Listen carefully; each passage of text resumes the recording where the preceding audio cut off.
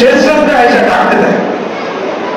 عن ابي هريره رضي الله تعالى عنه قال ينزل ربنا تبارك وتعالى في كل ليله الى السماء الدنيا حين يقضى ثلث الليل الاخر فيقول من يسالني فاعطيه من يدعوني فاستجيب له من يستغفرني فاغفر له আল্লাহ তাআলা প্রত্যেক রাতে শেষ ভাগে অর্থাৎ রাতে 2টা থেকে নিয়ে 1:30 থেকে নিয়ে আপনি আমাকে আল্লাহ তাআলা প্রথম আসমানে এসে ডাকতে থাকে।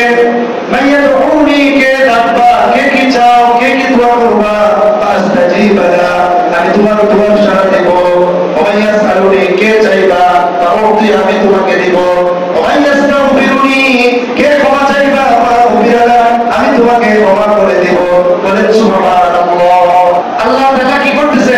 হাদিস শরীফে আছে যে আল্লাহ তাআলা তিনি উপর থেকে নিচের আসমানে নামে একবার ডাকতে থাকে, মাইয়া তো বলি, কে চাইবা, কে ডাকবা, দিব। অথচ আমরা কি করি? ঘুমায় দেয়। অনেকের কত সমস্যা, এত সমস্যা তো আপনি ম্যাজিস্ট্রেটকে বলছেন, আপনার চাচাকে বলছেন, বাবাকে বলছেন, সবাইকেই বলছেন, আল্লাহর প্রতি বলছেন। আমরা তো অনেকে আল্লাহরে বলছি, আল্লাহরে বলি না। আমরা কি করি? ওই চাচা, মামা, খালা, ম্যাজিস্ট্রেট, এই সেই উপস্থিত সবাইকে বলি, আল্লাহরে তো বলি না। আল্লাহরে বলা উচিত। তাই আল্লাহ কি করবেন? আপনি আমাকে সবকিছু দান করবেন। বলেন সুবহানাল্লাহ।